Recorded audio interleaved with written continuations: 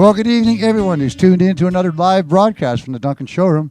A little bit different than music tonight. We have storytelling. Yes, the island storytellers from up and down the island are here tonight to give you some stories, and we have a good audience to go with it too. I'm really glad to see that. It's always nice to have a live audience, and this is kind of an interesting thing that we started on Sundays for about 2 or 3 years. Lee Porter's got a hold of me. We tried doing it on Sundays at, was it 2 o'clock? And it was fine, but we weren't getting as many people as we needed. And then we switched over to Thursdays at 7, and look at this. People are here. Now, the whole idea of storytelling is in my mind, is the fact that people can take a situation, recite it, give it to you in such a fashion that at the end you're waiting, you're dripping for that punchline that closes it all off, right? So to that point, a good friend of mine, Ollie Olson, who used to work on Volkswagens, gave that up and retired.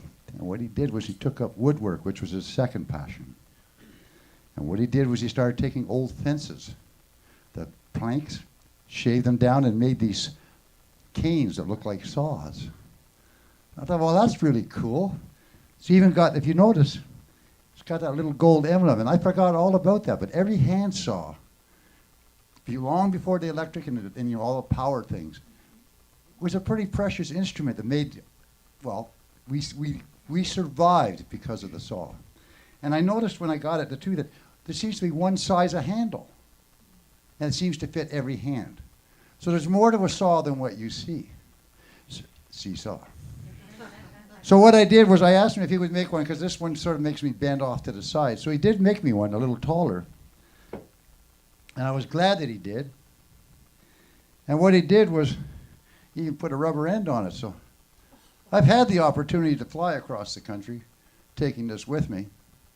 And I noticed that not only did I get a few chuckles, but I got on the airplane faster, which is pretty cool. But I looked at it and I said, well, you know, Ollie, I'm really glad you made one the right height. And I'm sure glad you included that little gold thing, because I didn't know about that until I had met him, right? And I said, well, what is this thing in the middle here? Is that a design flaw? He says, no, Long John, that's a design improvement. I said, an improvement? He goes, yeah, it's for the old guys so they don't get their shoes wet.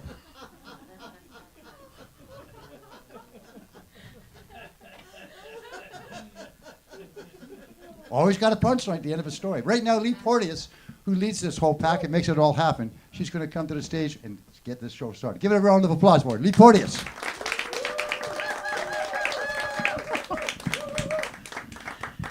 Wow, that doesn't happen very often in stories. I mean, usually you wait to the end for that kind of thing. But thank you. I hope we live up to our introduction.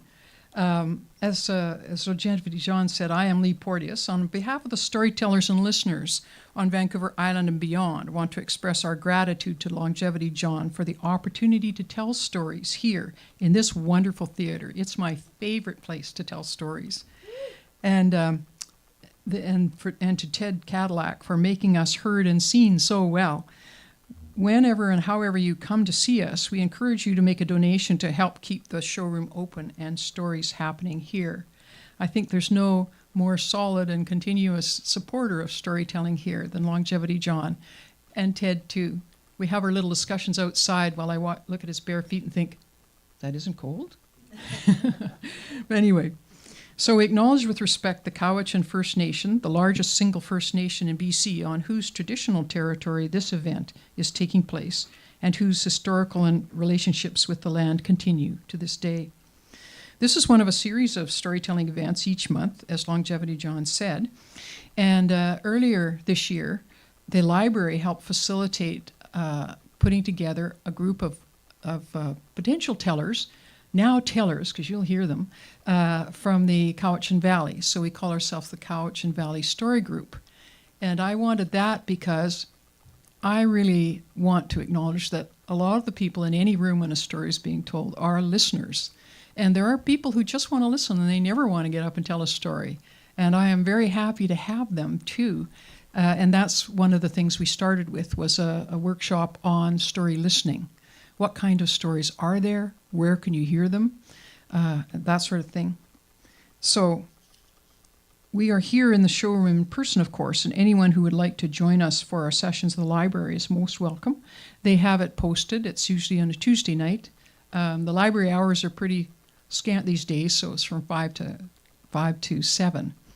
And welcome to all of you who will be joining us online, and those who are here tonight. For those of you here with us, please mute your phones. The rest of you, please yourselves. The first storyteller that I've asked, I put her first. She didn't get a vote, but I really wanted you to hear her first. In particular, her story is Bridget Larson, and her story is Melinda and the Bobcats. Bridget grew up in Denmark, and she has found a story written. She did this story for us today. So it's one that you will not hear from any other teller. Come on up, Bridget.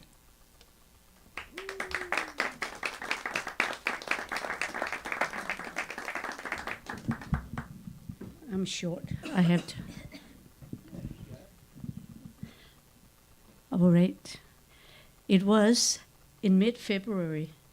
The snow had fallen thick and heavy and was covering every spot on the ground.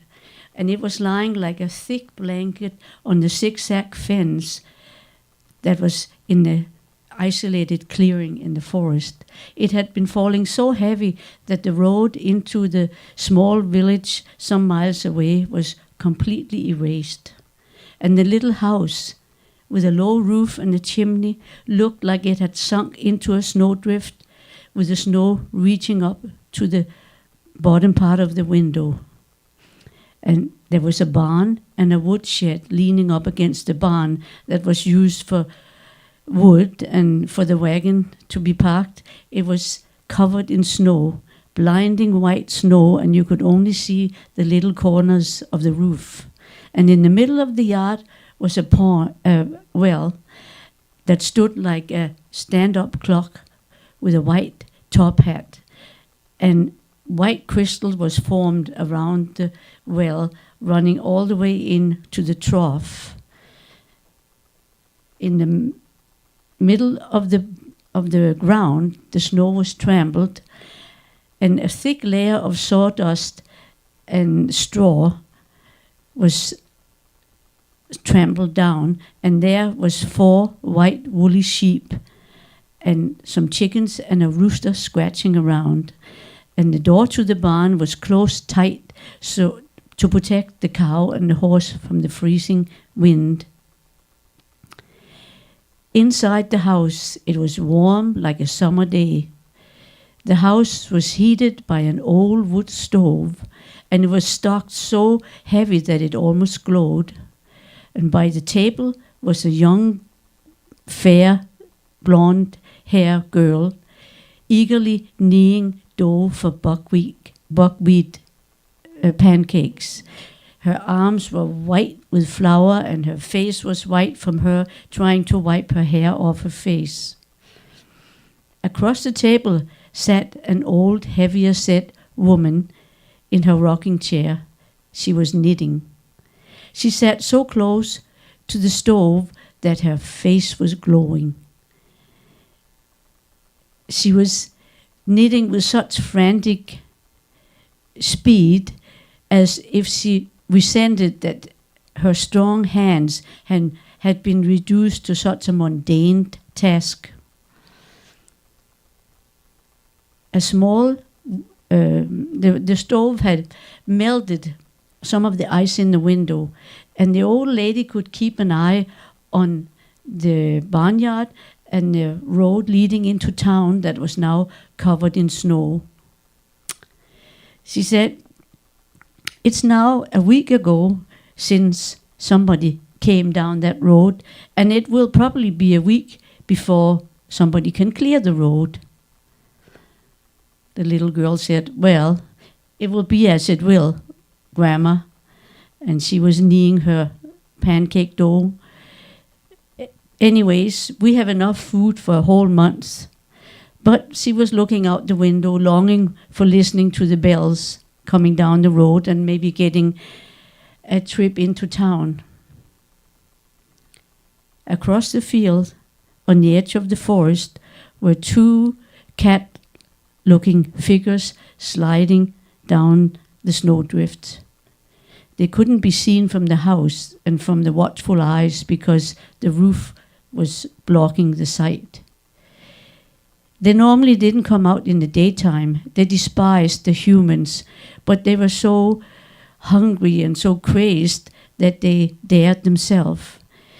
They had been sneaking out around at night, and they had been able to smell the sheep through the cracks in the barn. But now they have found out that the animals only came out in the daytime. They were now ready to catch their prey. So they were sliding. They had tucked their claws into their paws, and their wide paws was like snowshoes. And now they were sliding down towards the barn, or towards the barnyard. And all of a sudden inside, they heard this spectacle. The sheep were braying, and the chickens were running around. And the young girl, she ran to the window and said, the bobcats, they're tearing one of the sheep apart. And she was tearing towards the door. And the old lady yelled, Melinda, grab the gun. Melinda froze, and she looked at the gun hanging over the door, and she froze. I can't shoot the gun. It will scare me to death. So she grabbed the long-handed axe that stood up against the door, or the wall. She flung the door open, and she ran out to face the bobcats. And there was one of the sheep lying bleeding in the snow. The old lady said, have you ever seen anything like it? She's afraid of the gun, but she will go out and fight the bobcats alone.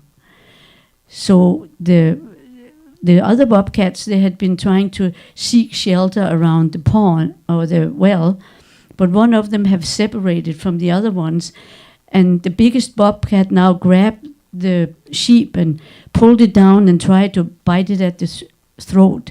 But Melinda, she swung her arms up and she screamed the most terrifying scream, and she dropped the axe, but she didn't have a very good hold on the axe. So it hit the bobcat over the head with a flat side that knocked the bobcat down, let go of the sheep that now ran over to the other one. And Melinda, now she got even braver. She started turning towards the other bobcat to take revenge. But the one she had just knocked down came to and was now crouched down, looking at her, hissing, and started sneaking over to the other sheep again. And here she was lifting her axe, but the bobcat jumped to the side and ran over where the other prey was being laid down. Now she stood there. The two bobcats had formed an alliance. They were protecting their prey, and Melinda was standing there staring at both of them. They were crouched down, ears back, ready to leap. When all of a sudden, they looked away.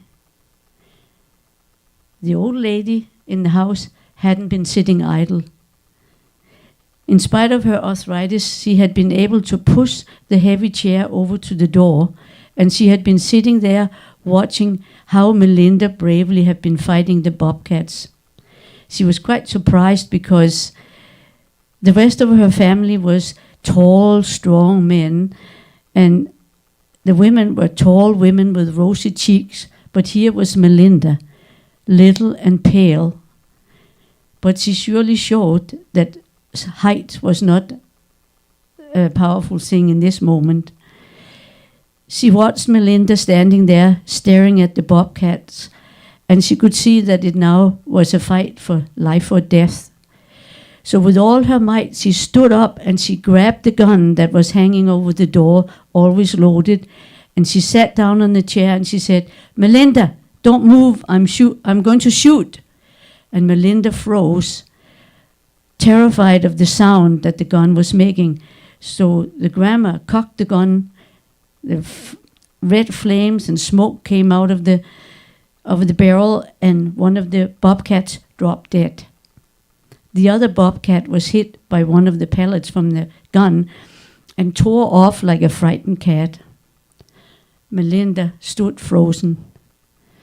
The old grandma, she stood the gun up against the wall. She straightened her cape, and with a smile, she sat down on the chair. Melinda, she dropped her axe, and she ran over to her grandmother, buried her head in her lap, and cried uncontrollably. "Okay," Grandma said, "okay. You don't need to take it so hard. I know you are a little foolish, but you are very brave. I am very proud of you, and when I tell your dad, he will be very proud of you too." But Melinda, she cried uncontrollably. All right now. How about if you go in and finish those pancakes before the dough goes bad?" But Melinda knew that the pancake dough wouldn't go bad, but she agreed. So, with a smile, she wiped her tears away. She got up, she went into the house, she got another spoon, and she started finishing her pancakes.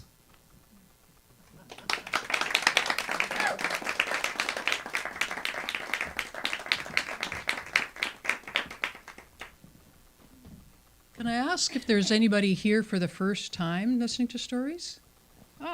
Well done. Welcome. Just as part of the lesson, I could say that that is what we call a literary story, as it comes from a printed work that somebody's done. And many of us storytellers think of all the stories you can tell, it's the most difficult.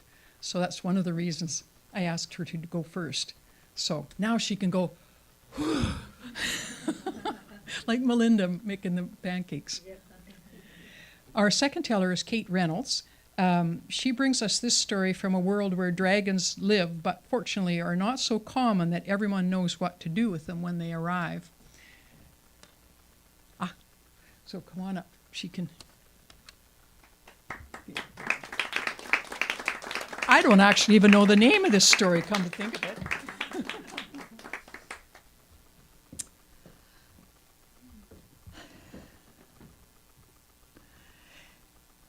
In the 6th century, the great wood of Caledon stretched over most of Scotland.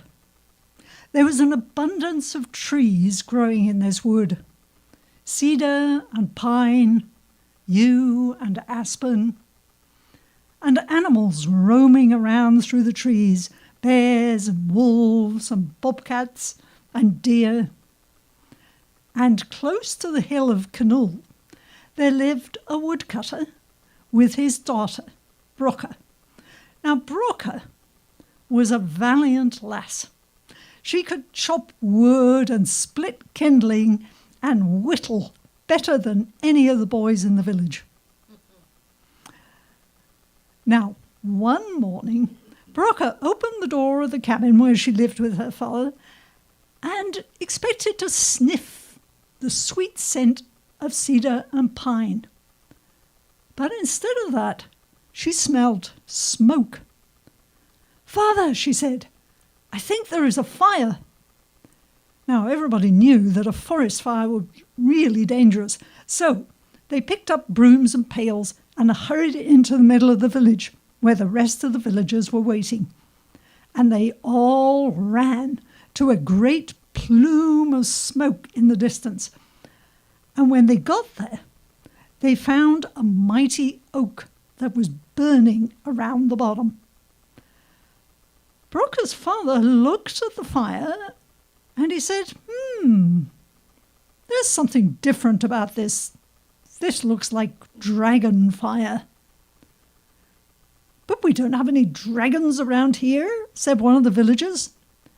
"Now we do," said Brocha, and she pointed to the top of that mighty oak tree where lay an enormous dragon. That dragon, when he saw all these humans, he rose up into the air, his yellow eyes flashing, smoke spewing out of his nostrils, and he circled as the frightened villagers ran as fast as they could back to the village. But Brocha grabbed her father and they ran behind a bush. That dragon swooped after the villagers, burned down a couple of barns and a haystack, and then circled around, came back to the hill of Kinnoull, and went into a cave where it was obvious he was going to make his lair. Do you think he's going to stay? Said Brocker. Well, said her father, I've heard that once you have a dragon, it takes a miracle to get rid of them. Said Brocker. Now, the next day, the hunters in the village were bound and determined that they were going to kill this dragon. So they got their spears and their bows and arrows, and off they set. I hope you can run fast, called Brocker, for she had seen the hide on that dragon. And sure enough, the spears and the arrows just bounced off the hide, and the hunters had to run very fast back to the village. Undaunted, the next day they decided to use nets and catch the dragon. I hope you can run really, really fast, said Brocker, for she had seen the dragon's teeth. And sure enough, the dragon grabbed that net and tore it to pieces and swooped after the hunters, who had to run really, really, really fast back to the village.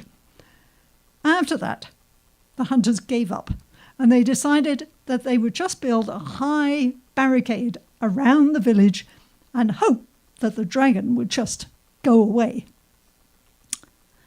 But Brocker had other thoughts. She had heard of a holy man called Surf, who lived in a nearby village called Dunul. And this holy man, it was said that he could perform miracles. He would be just the man, said Brocker. But none of the villagers were interested. But her father said, "Oh, you're a courageous lass," he said. "You go and fetch him, and I will help with the barricade." Now, when Brocker got to Dunul, she found this holy man in his kitchen garden, humming to his plants.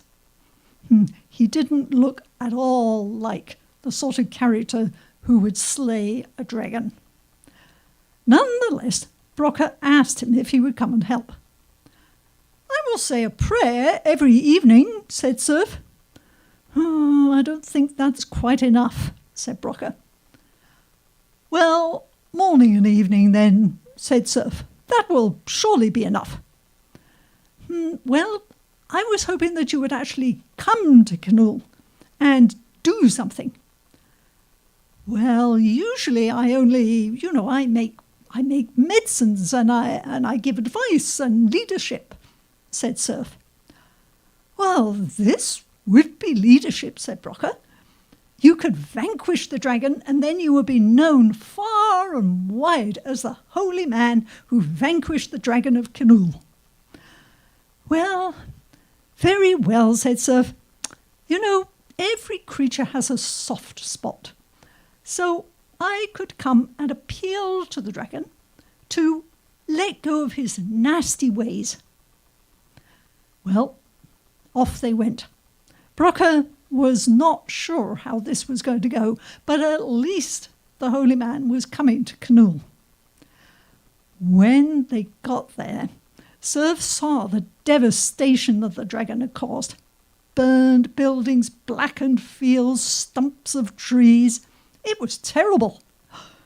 "Is this dragon very big?" he said. "He's enormous," said Brocker. "Really enormous." "Well, I'm sure he will listen to my kind words," said Surf. Brocker wasn't at all sure about this, and she went into the forest and she cut down a hazel branch. She whittled it until it made a nice firm staff with a knob on the top that she could hold. She went back and she gave it to Surf. "Here," she said, "just in case your kind words don't have any effect." "What's this?" said Surf. "I can't go up to the dragon brandishing a weapon. That would not be nice at all." "Well, just think of it as a walking stick," said Brocker. "Besides, it's a gift, and you can't refuse a gift. It's rude." "Well, very well," said Surf. He took the staff and he started to trudge up the hill towards the cave. Brocker a little ways behind and then the rest of the villagers behind that. When they got up to the dragon's cave, Surf stood and started his sermon. It was very kind. But the dragon inside the cave, when he heard these words, his thought was dinner. And he started to come out of the cave. He was enormous. Surf quailed, but he stood firm. Maybe I've annoyed him. Maybe I should try a soothing prayer, he thought. So he started in on this prayer.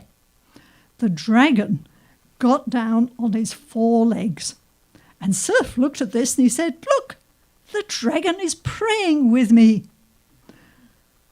But then that dragon opened his jaws, and Surf saw all the jagged teeth and smelled the sulphury breath, and he knew that his time was up. But very bravely, he just closed his eyes and commended himself to God. Now, Broca, meanwhile, she had seen when that dragon knelt down that there was a soft spot between the 2 ears of the dragon.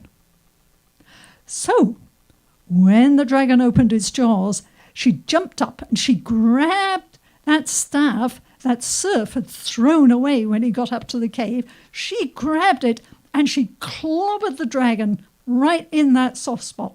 So he fell over with a great whoop on the ground. And there he lay. And Surf, hearing this commotion and realizing that he wasn't dead, opened his eyes. And when he looked, he said, "See, my kind words and prayers have vanquished the dragon." "Well done," said Broca. And all the villagers who hadn't seen any of it shouted, "Hooray!" And they climbed up the hill and they took Surf down to the village. The dragon, meanwhile, came to, and he staggered into his cave for a long nap. Now, who knows? Maybe it was the kind words and the prayer. Or maybe it was Broca's almighty blow.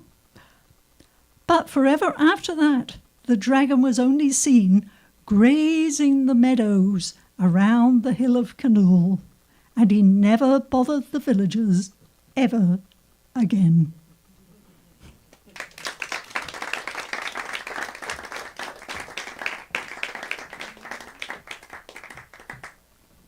So now you know. That's what you do with a dragon. Whoomp, in the right spot. Our next teller is Hamish Boyd, and he's going to bring us a story of a different kind. I put down here about a creature who is lucky and is human, but I think I'm told that's not quite accurate, so you're going to have to swim through the disinformation to get to this story. Thanks, Hamish.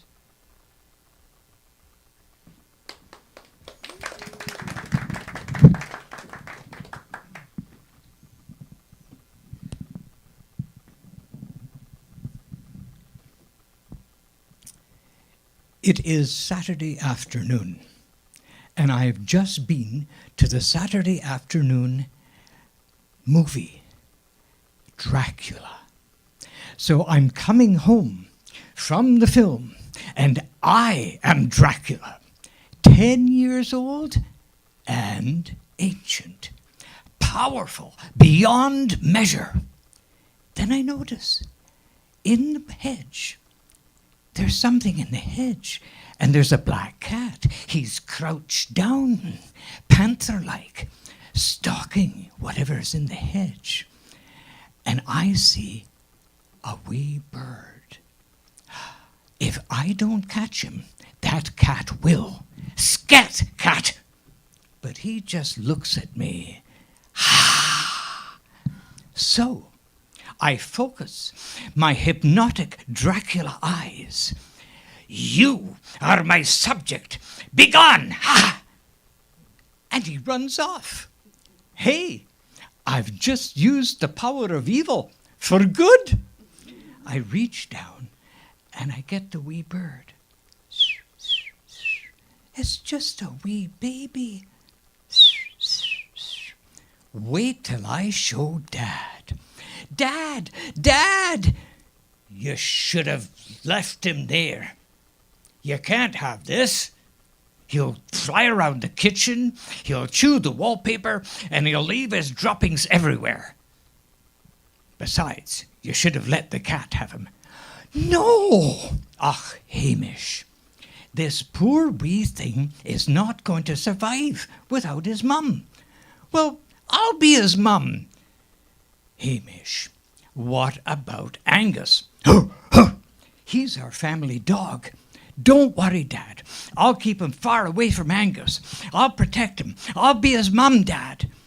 So I go upstairs and I borrow one of Mum's shoe boxes. I line it with nice soft paper, a wee bowl with water in it, and a few seeds, and I put it on the floor right beside my bed, and I go to sleep. But in no time at all, Angus is there. He puts the bird in his mouth and he runs down the stairs. Angus, Angus, stop, stop. And Dad's there already, running circles after the dog. Angus, Angus, let him go. Angus, let him go. And Mum is running after Dad. Oh, Alistair, oh, Alistair. Dad pounces on Angus, squeezes his jaw, and it drops into his hand. Kay, stop flapping. Get the dropper and the brandy. So Dad gives the wee bird 2 little drops in his mouth. And the bird, his head falls over. Dad, you've killed him. Och, no, he's fine. He'll just have a wee birdie hangover in the morning, that's all. Okay. So I take him back up into the bedroom, and this time I put him right beside me on the pillow. Go to sleep, wee birdie. Go to sleep, wee birdie. And I fall asleep.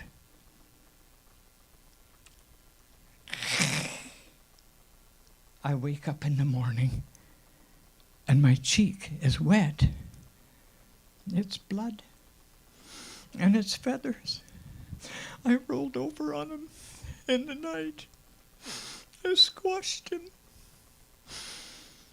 Dum dum da dum dum da dum dum dum dum dum. We have a funeral in the back garden, and my sisters are there, and they're praying fervently. I don't know what for, 'cause the wee bird's already dead. And they dig a little hole, and I put the bird in the hole, and I cover him with the tissue paper. I'm sorry. I'm so sorry.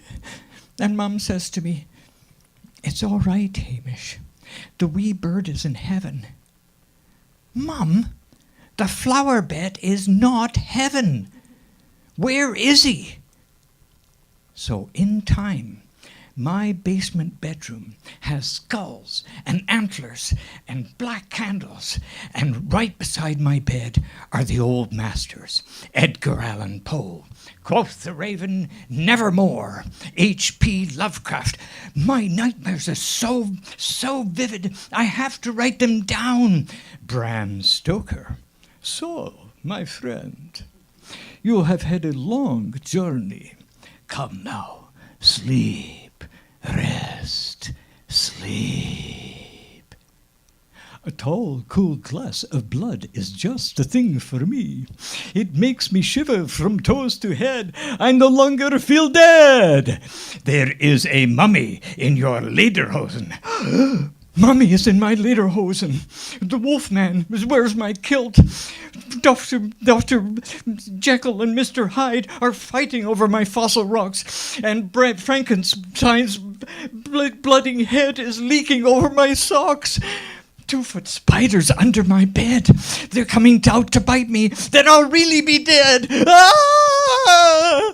Hamish, wake up. It's all right. It's only a dream, darling. No, Mum. It's real. Then Dad comes in. All right. Where is he? He's in the closet, Dad, and he's wearing my lederhosen. Well, at least he's not wearing your kilt. It's not funny, Dad. The wolfman's wearing my kilt. So he goes into the closet. Hello? Hello? Hello? Anybody there? There? No monsters. Your lederhosen and kilt are safe. But I can still feel him inside my head. He's listening to my thoughts. And it's Dr. Boyd and Mr. Hyde, my dad, and the devil. And Dad is pulling me up the stairs. Hamish, Hamish. And the devil's pulling me down the stairs. Ah, Hamish, Hamish. Ah. Hamish, your mum and I have been having a wee chat, and we think that you should have a holiday, a wee break. It would be good if you went to the hospital. What? What's wrong with me, Mum? Nothing, darling. You're fine. But you won't be on a ward with sick people. You'll be on the psychiatric ward. It's nice there. I have a picture of Peter Lorre in my head, all tied up. Please, Master, untie me. I'll behave. I promise I'll behave. The next morning, Dad and I walked to the university hospital. It's right at the end of our street, and it's where Dad works. And he's right. It is a holiday. We have wheelchair races in the halls, and in the afternoon, we put on funny skits. One guy comes in and he says, "Beware, the viper is coming. The viper is coming." He runs out. Then I come in with a rag and a bucket. "Hello, I'm the viper. Who wants their windows wiped?" My first acting gig on the psych ward for kids. But you know, I'm not a sick kid. In a couple of weeks, I'm back home. I play baseball and kick the can with my friends, and I'm watching Bugs Bunny. Yeah, what's up, Doc? And the Three Stooges. Whoop, whoop, whoop, whoop, whoop, whoop, whoop. Oh, wise guy, eh? And my favorites are still the scary ones. Lon Chaney Jr. Bela Lugosi. And Boris Karloff.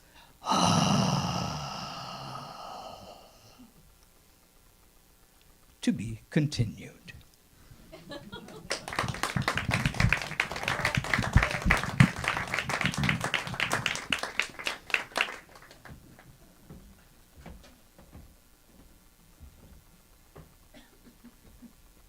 He seemed so sane in our meetings. So our next teller is Carolina Wilson, and she tells me she's from Venezuela, I think? No? Argentina. Sorry. Well, I can't speak either of them. So anyway, welcome to Storytelling.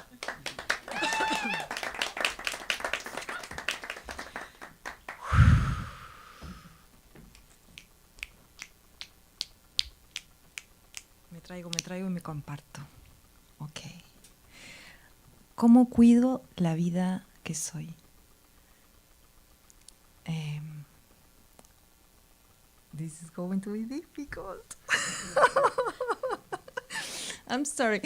The thing is that I translate the thing, and I realize that when I translate the thing, it was not my thing, so I am not sure what I'm going to do. But I invite to explore with me this surprise about what is going to be here. Okay? Well, in 1997, I was 19, and I lived in La Plata City, in a place where was my university. My mother was doing a big effort to send me to this place to study, and I was a very curious and passionate person, and I wanted to learn about the human nature. So I decided to go and to go to university. The thing is that I used to be the things were easy for me, usually. But in this moment, I give an exam and I failed the exam. So after this failing, happened that I began to read, and I can't concentrate in any moment. Sorry, I'm going to do this. So I can't concentrate, and I focus in the paragraph, and I can't do anything with that, and I begin to cry, and I begin to feel very bad because my mother told me, Carolina, your only work is to study. It's your work. It's like a work, 8 hours. You have to study. We are going to do the effort for you, but you have to do it. But I couldn't, and was very, very difficult for me to can do it. So the thing is, I begin to feel anxious. Was difficult to take me out from the bed. I was desperate. My days were very hard, and I didn't know what to do. So this summer, I decided to work because I was so guilty about not do my work that I decided, well, I have to work to do my work and to accept that I can't study. I'm going to abandon university and going to do no more of that. And well, this summer I began to work. I began to feel a bit lighter, but still was difficult to take me out from bed. I used to smoke a lot of cigarette, marijuana, and sleep a lot, and I couldn't find how to overcome this situation with my study things. So in a moment, somebody invited me to go with friends to the mountains, and in the mountains there is a friend who say that it's good to do San Pedro. What is San Pedro? San Pedro is a mescalina. It's a substance that some natives use as a medicine. I didn't know too much about these things when I was 19, but I decided to do it, and I take it, this mescalina, and this guy tell us, oh, we have to walk to find the cactus because the cactus is going to call us. And I didn't understand what called us. And we have to walk long hours. My body was not like I am today. My body was very weak. I didn't have strength to do large hikings. So the thing was, okay, this is going to be, I don't know. And in a moment, finally the cactus called him, fortunately, and we did it. And when I take this tea, at the beginning I say, oh, but this is not happened nothing in my. And some minutes later, I begin to see the energy of the plants. I begin to see the energy of my body, the energy of the body of my friends. I begin to connect with the trees and feel like the tree and I was the same. And I began to see different things. And it was a surprise for me because after many months of being weak, without strength to nothing, feeling useless, I began to feel very powerful. So after many hours of these wonderful sensations, sportive agility to go into the forest and do things, finally the day before, when I not wake up because I was awake all the night really, but when the state finished, well, was again the same Carolina. My body was still weak, but I had the sensation of, okay, this could be possible. So after that, I come back to university. I come back to this city, and I begin to go to run. And the first day I ran 3 minutes and begin to puke because my body can't do anything. The second day I ran 5. In a month I begin to run 1 hour per day and begin to study. Like I run, I study, like 1 paragraph, 2 paragraph, and I begin to kind of study more, and decided to go to give an exam. So I give my exam, and I take, I have the exam was human biology, because I study psychology, and I had a 9, so was, wow, this is good, this is working. I decided to continue doing these things. And well, it was not easy. I am not going to lie. The life was not easy. The normal stories then was wonderful. No, it was difficult. It still was hard for me to continue, put me in the right thing, align myself. I work a lot with with many things that happen in me, but finally I realized that my depression, because I was depressed, was a very lack of energy, a big lack of energy. So, well, I wanted to share that because it was good for me to realize that the energy was there and I needed to recover. So this is what I did. So, thank you.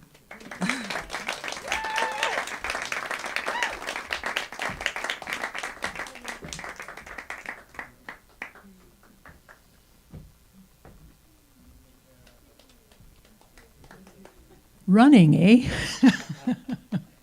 Anyway, thank you very much. It's a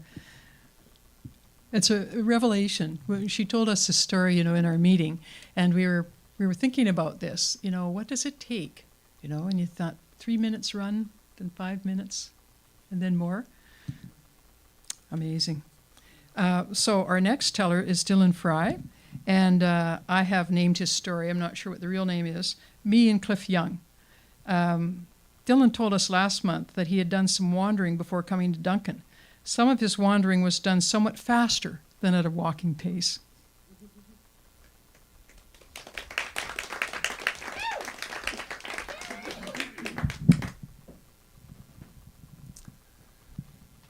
I'll start with a personal story. Last year I signed up for the Royal Victoria Marathon 21-kilometer race in Victoria. And I was running the race with my wife and a good friend, and we wanted to get a good time.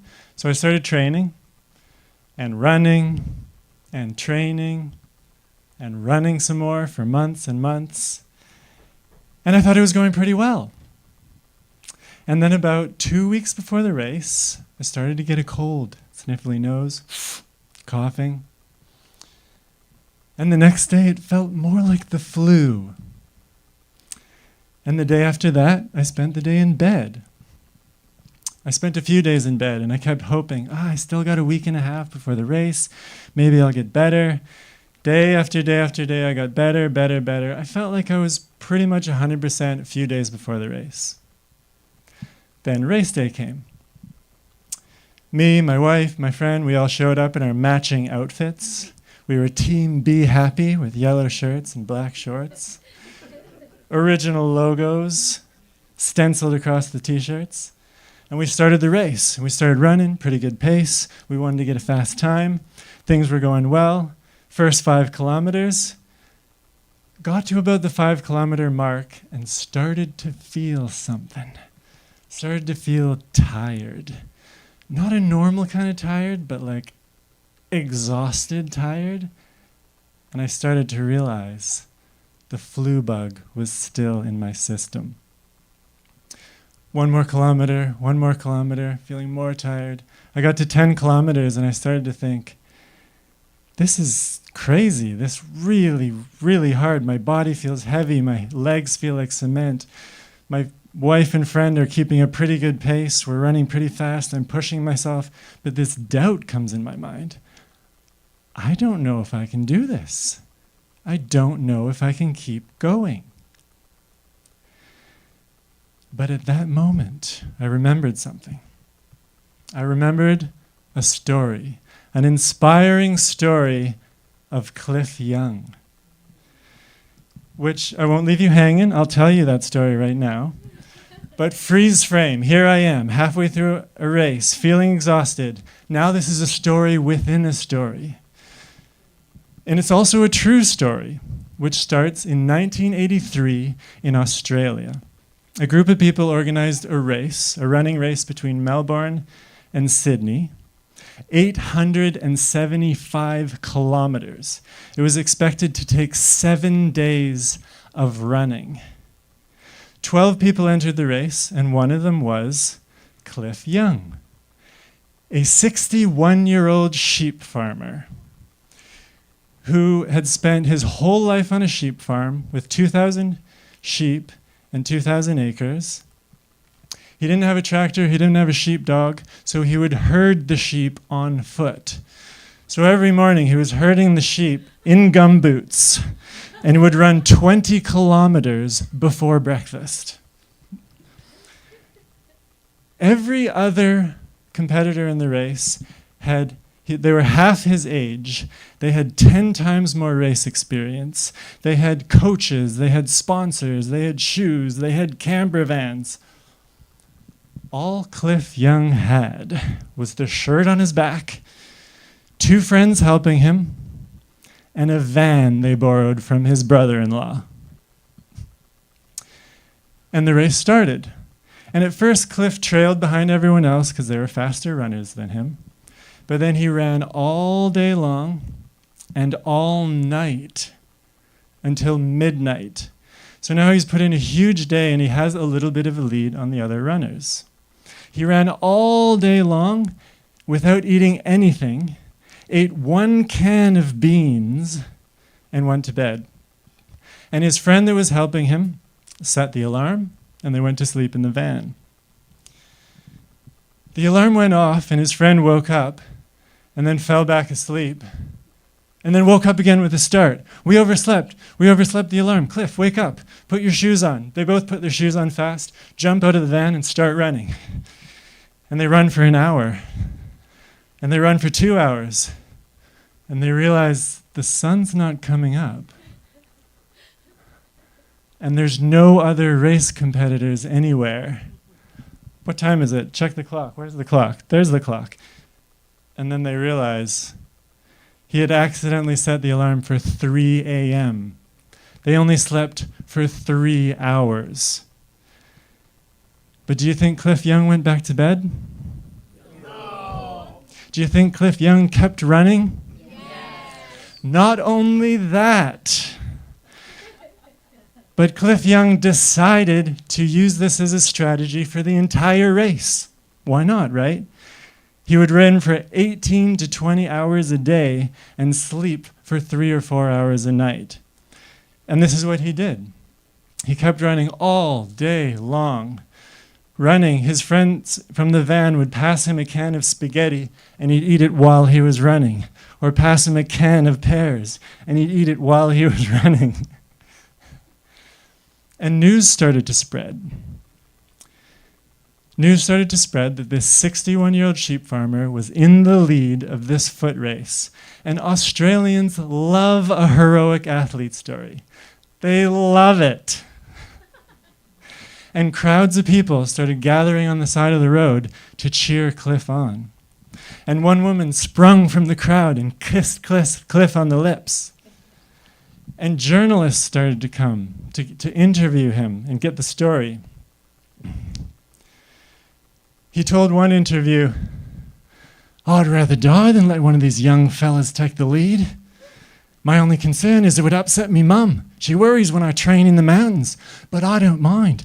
I'd like to die that way. A few days later, he told another journalist, sometimes I feel intense pain all over my body. I just want the race to end so the pain will end.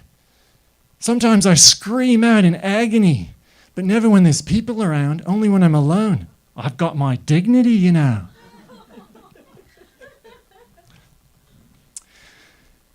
For the last 10 kilometers of the race, Cliff was joined by 30 other runners running with him. By now, thousands of people had gathered in the streets to cheer him on. He ran a faster pace than ever before in the whole race for the last 10 kilometers. He crossed the finish line at 1 a.m. in the morning with a finishing time of 5 days and 15 hours. That is the equivalent of 4 marathons a day for 5 days in a row.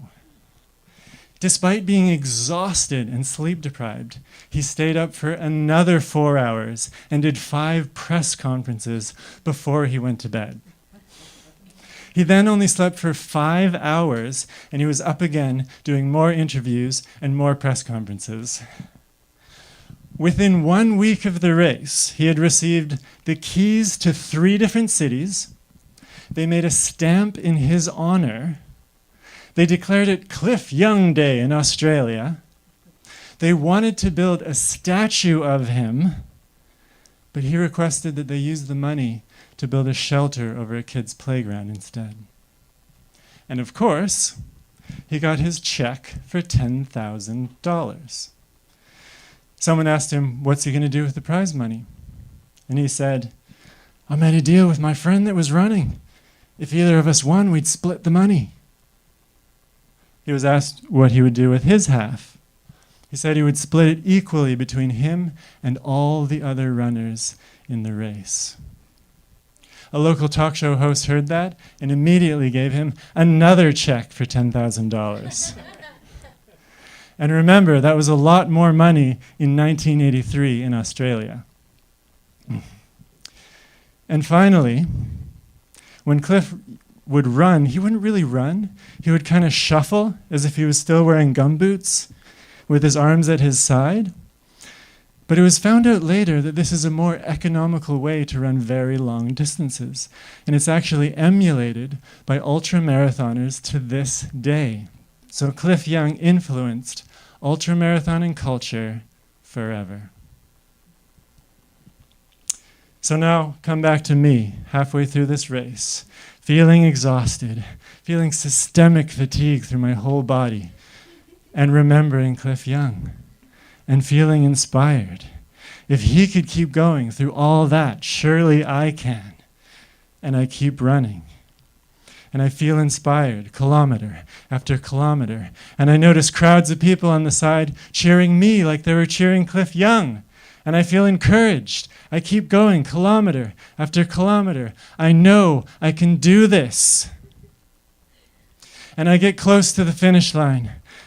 I hear the theme song to Chariots of Fire. Bum, bum, bum, bum, bum, bum, bum. I'm running with my wife and my friend. And just before the finish line, we all hold hands together. And as we cross the finish line, we hold our hands above our head and cross. And I've done it. I kept putting one foot in front of the other and reached my goal. And this is what we can all do in life. Keep putting one foot in front of the other, knowing you can do it until you reach your goal.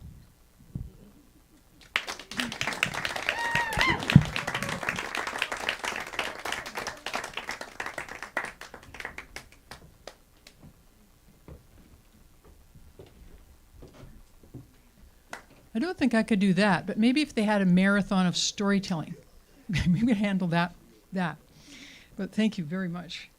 So our next teller is Katie Ramsey, and the name of her story is Rama and the Demon King. She told us this story at one of our meetings in the library, and I thought it really needs a bigger stage, and so I'm so glad to hear it in its full-out version in a full-out place.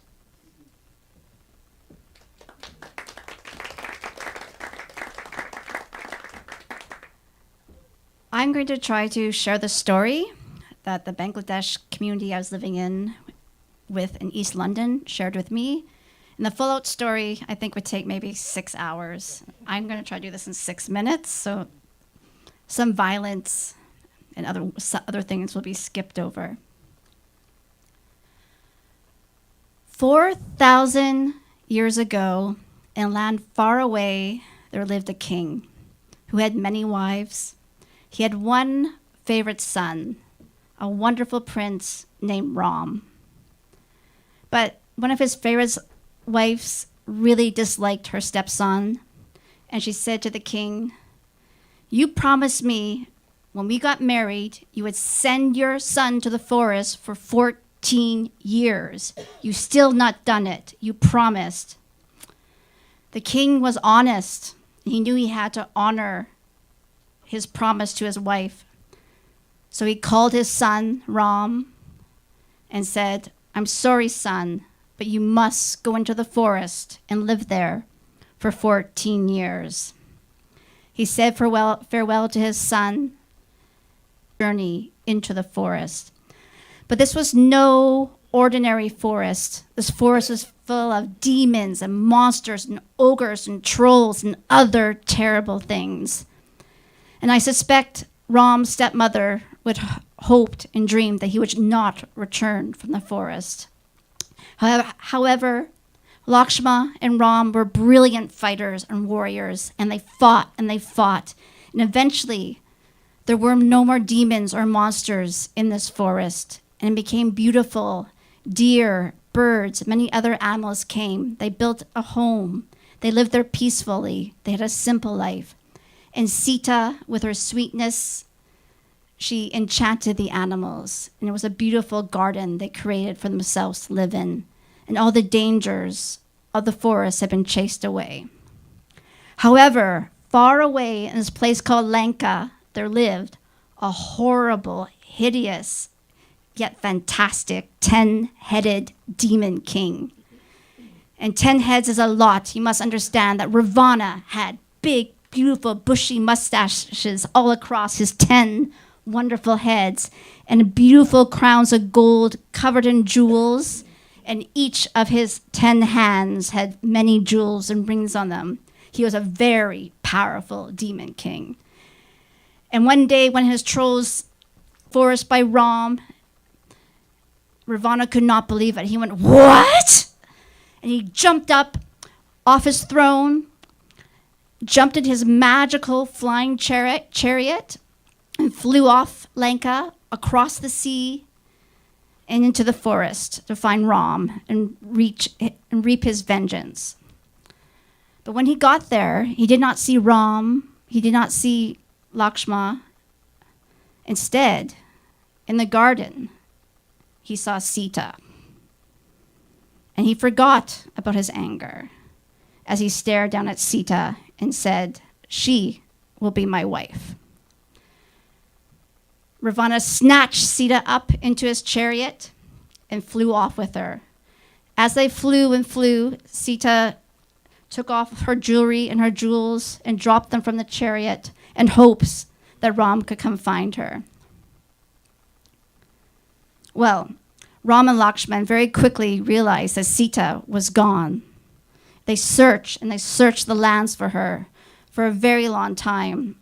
And they would not give up. They kept looking and looking. And then they came on to one of my favorite characters, Hanuman. And Hanuman is the most marvelous monkey you could ever meet. He could shrink down really small, or he could become so tall that he was a giant. And people actually believed he could fly, but really he was jumping. But he was just so huge, he could jump from land to land to land to land. And Hanuman was a fantastic monkey. He led monkeys and bears and all sorts of armies. And when Ram found Hanuman, he said, "Can you please help me find my wife, Sita?"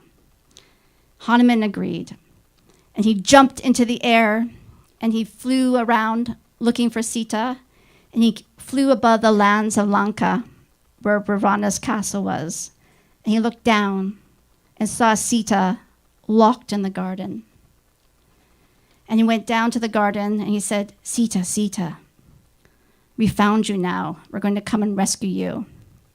And in his pocket, he had a ring that Ram had sent with him to give to her if he ever found Sita. Hanuman gave Sita the ring and said, we're going to come back for you. I promise. Hanuman jumped back into the air, back off to the faraway lands where Ram and Lakshman were. He said, we're going to have to build an army, one of the greatest armies the world has ever seen. And they called all the soldiers, all the animals to fight together. But how could they get the army over the ocean to this land called Lanka?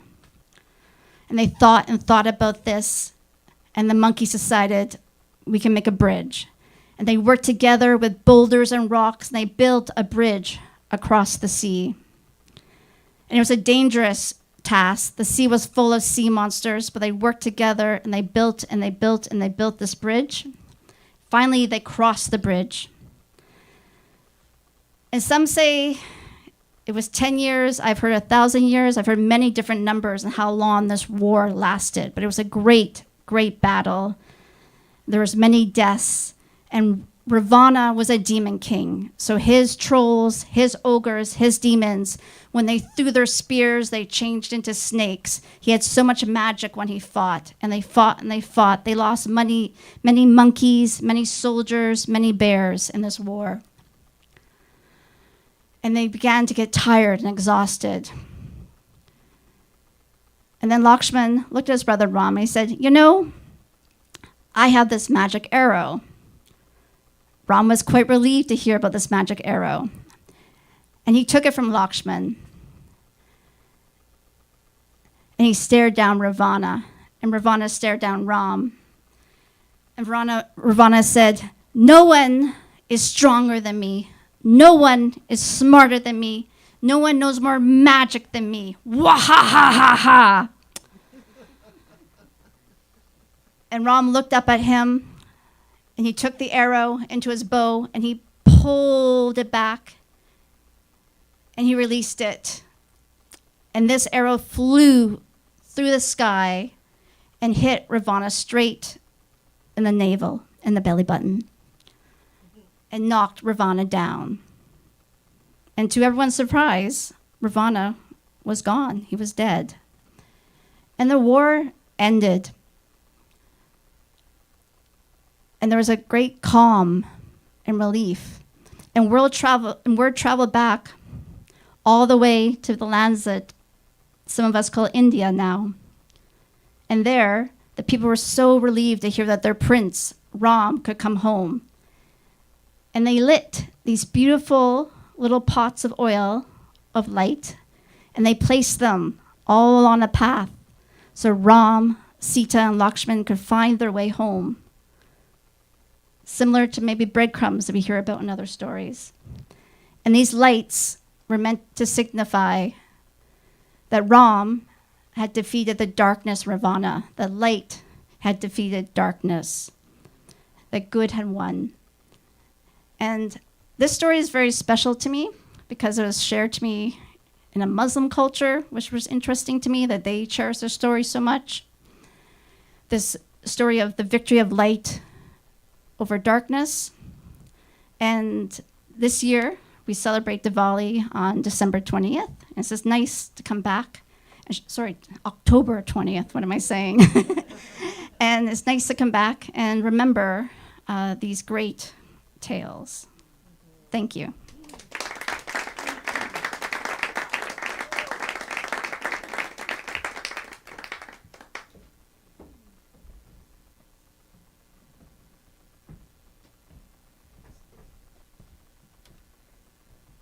And it's not over yet. We've often had a break, but I thought, let's just keep going.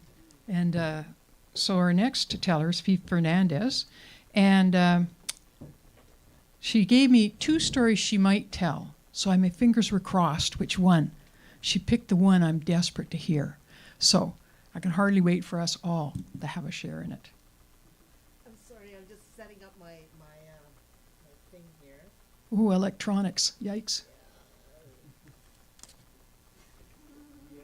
Sorry. I'd rather face Dracula, frankly.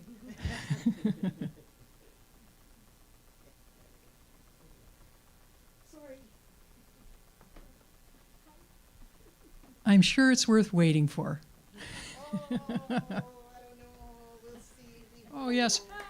I promise. I'll applaud anyway.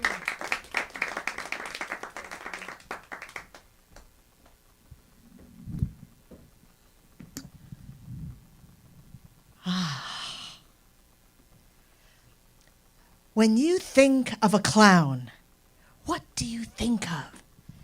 Someone maybe with like big curly red hair or a big mustache or huge white makeup, huge shoes, or maybe it's the Joker from It, or it might be one of those scary clowns.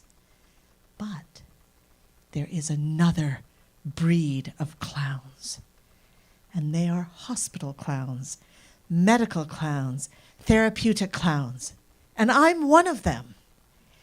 I started my career at the Alberta Children's Hospital, but before then, when I was 12 years old, I would go with my aunt, a medical doctor, to seniors' homes.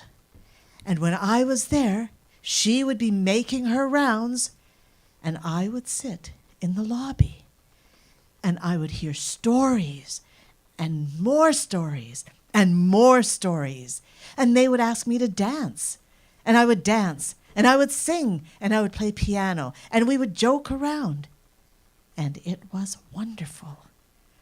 Little did I realize that many years after that, therapeutic clowning would become a profession. And so I started my profession, oh my gosh, way back when in 1985. And then I was actually hired at the Alberta Children's Hospital many years after that. I was one of the first therapeutic clowns in the world. And what was exciting about that was you could do almost anything.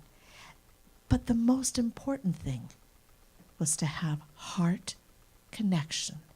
It wasn't about jokes or making people laugh. It was laughing gently with someone, laughing with heart, sharing with heart. So when we think of clowning, more often than not, we probably think of children. But did you know that clowning with seniors is very important and what needs to happen right now? I'll share you a little story. While I was also at the Children's Hospital, I was seconded to an adult facility, the Peter Lougheed. And I went in one day, and there was a man in a wheelchair. And one of the nurses said to me, come, go and just deal with that man. I can't deal with him right now. And I went, and I had a puppet on my hand. It was a dog puppet. And I went up to the man, and I went, and the man was like drooling, and he was like falling asleep, and spit coming down. And all of a sudden, he went, meow, meow. And my dog, that was going, woof, woof, went, meow, back. And we had this beautiful little conversation, and all it was meow, meow, meow, meow. And that continued for about 4 minutes or 5 minutes. And this man stroked this puppet, this little puppy. But the puppy was his little cat. And after about 4 or 5 minutes, the man just went and started to drool again. And as I left, the nurse said to me, that man has been here for 4 years.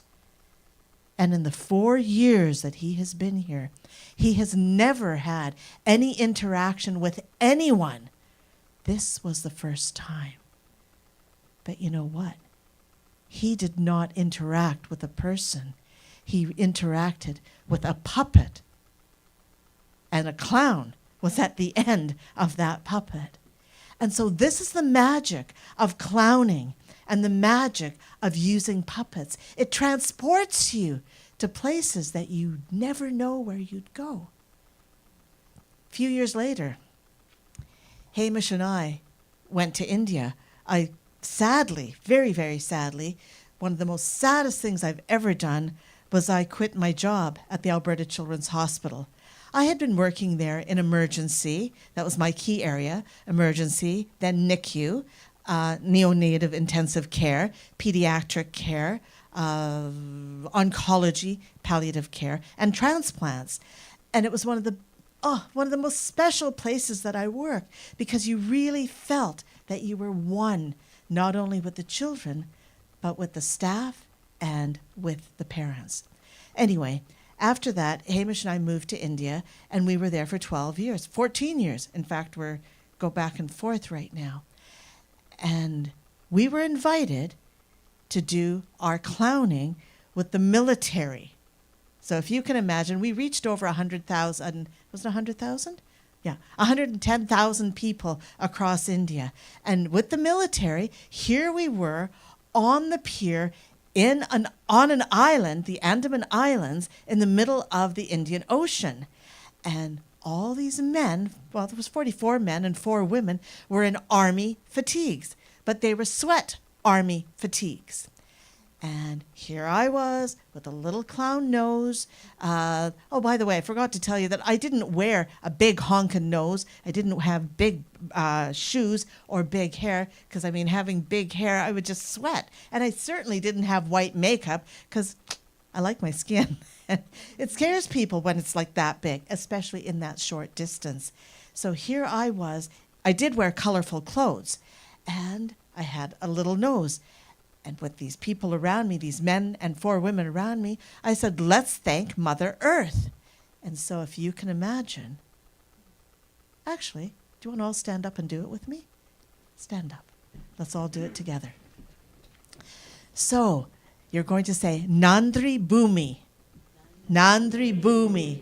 And that means, thank you, Mother Earth. Okay, watch for a sec. So we would go down, and I'd say, Nandri Bhumi, that's thank you, Mother Earth, and then pull Mother Earth, and then slap yourself and wake yourself up. Ready? Let's go. Nandri Bhumi. And there you go. And it would go up, up, up, up, up, up one arm, down the other arm. I can't do it with a microphone here. And take it to your heart. That's right. Take it around your face. And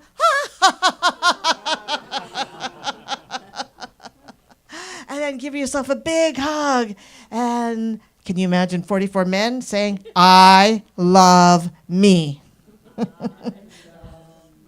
Beautiful. And that's what they did. You can sit down now. So we had all these people saying, I love me. And people go, how did you get all these people to do that? And that's because inside each one of them, there is a child. There is a clown waiting to emerge, waiting to come out, just craving it. And that clown lives in every single one of you. I want to take us back to the Children's Hospital, which is where I started. And I want to go back to Dylan's story. Dylan's story where he worked really, really hard. And he thought of that wonderful man. What's his name, Dylan? Cliff Young. He thought of Cliff Young in Australia, and that inspired him to continue forward. Well, in my story, I was working in emergency, and an ambulance brought in a 10-year-old boy. That 10-year-old boy had been running a 5-kilometer race. This was the 3rd time that he had run that race. And this time, he was a contender to win. He'd won twice before. But before he crossed the finish line, he collapsed. And he was devastated. The ambulance brought him in. He had an oxygen mask on. He was intubated. And he was in tears because he didn't finish the race. He couldn't finish the race. But clown to the rescue. We gathered the doctor that was there, the nurses, the respiratory therapist, the paramedics that had brought him in, and his parents. And we became the cheering squad. So we were there, and we were cheering him on. He was in his gurney, on his gurney, not in his gurney. He was on his gurney, and we wheeled him. And clowns do magic. They're rather badly, but we do magic. And out of the magic hat came the finishing line ribbon, and it stretched right across the room. And you know what? We pushed his gurney through, and he put his hands up in the air, and we all yelled and screamed as you are right now. So let's just, yeah, woohoo!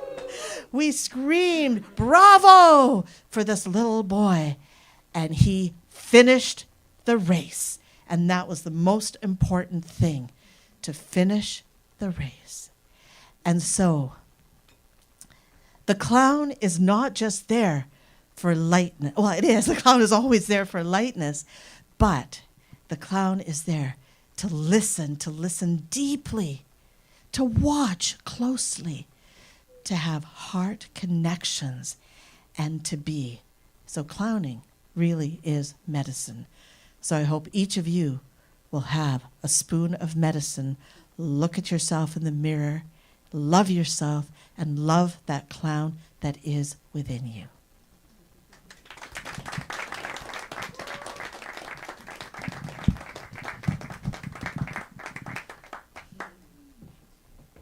And I just want to thank Longevity John and Ted Cadillac, because longevity really is the Lord John. Thank you.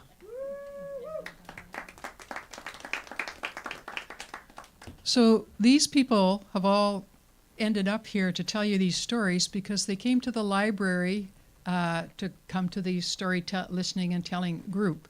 And we are continuing. You can find out the dates from the library. There's no fee and you don't have to register. And if you come and you don't enjoy it particularly, you don't have to come back. You're not committed. But some of these people had never told stories. They've done other things, but they hadn't told stories before. So I think we would all agree that they're doing pretty darn well, I would say. You know? Yes. And so I had thought about it, you know, and some of them for the first time. And I thought back to the very first story I ever told. And that was in 2006 or 7, I think.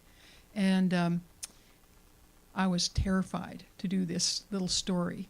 But I thought I would bring it back for me to remember where things start, but also to show them that they've leapt ahead of me already. So this is a story about the Baal Shem Tov. And he was a very famous rabbi, the keeper of the good name. He began Hasidic Judaism. And he was in a village, and students came because they knew how wise he was and how knowledgeable. And so there were all these students there. And it happened that there was a child who had fallen ill in the village, very ill, and suspected would not last the night through. And the Baal Shem Tov loved this child and thought he would try to do what he could to have this child survive. So he went and he made a pure wax candle, and he went by a certain way that he knew into the forest, into a certain tree. And he lit the candle and put it at the base of the tree. And then he said a particular prayer. All night long he prayed this prayer. And then as the dawn came, he made his way back to the village, and he hoped, he prayed it was enough. And it was. The child survived. Then, years and years later, one of those students who had been with the Baal Shem Tov, and this happened, was a respected rabbi in his own right, had his own students. And once again, there was a child who was very, very ill. So he thought he would try to do what Baal Shem Tov had done. He found the path, and he found the tree. He hadn't remembered the candle, and he didn't actually know the prayer. So he just said the name of Baal Shem Tov over and over, praying that this child would survive. And at dawn, he made his way back to the village, and once again he prayed it had been enough, and it had. It had been enough. Well, one of the students of this rabbi, many years later, the same thing. He had his own students, he was revered, and there was once again a child who might well not survive. Well, he didn't know the path, and he didn't know the tree, and he knew nothing about the candle, and he didn't know the prayer. So what he did is all night, he just, to himself, told the story of Baal Shem Tov and how he had cured the child. And he prayed, would it be enough? And it was. The child survived. Well, then came times of great disruption. The world tore itself apart, and everything was lost, it seemed. But, as always, there was a child, and the child was very sick, and nobody knew if this child could survive. Well, of course, nobody knew really about the Baal Shem Tov. They didn't know the tree, any of this sort of stuff. All they knew is that a kind man had saved the child's life by telling stories. So they became storytellers, and they hoped it would be enough.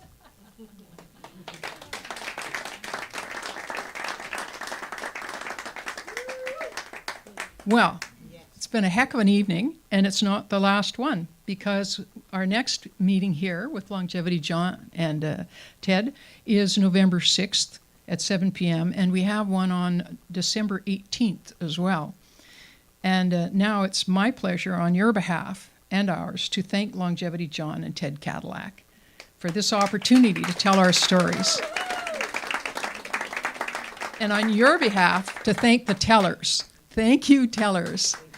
It's not an easy thing to get up here.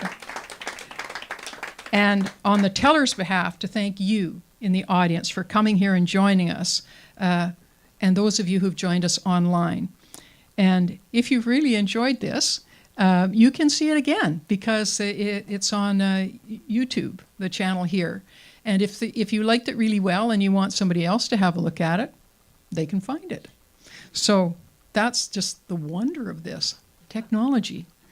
But thank you for coming here and joining us. And we hope to see you again soon. And maybe come to the library and you could have your own spot.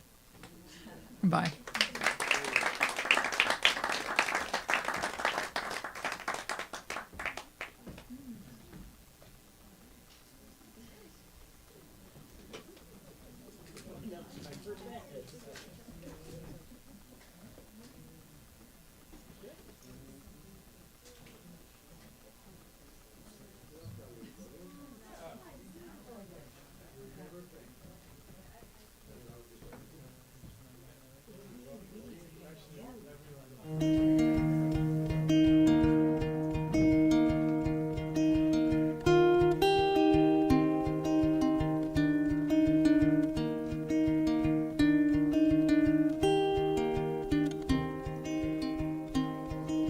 Stories we have that we tell ourselves, stories that bend with time.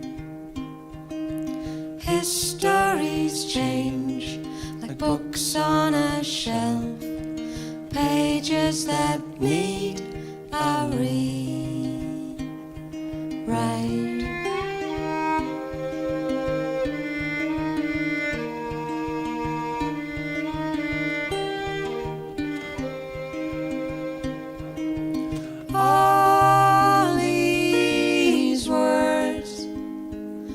These words we leave behind. All these thoughts are chased away by bottles of wine and stories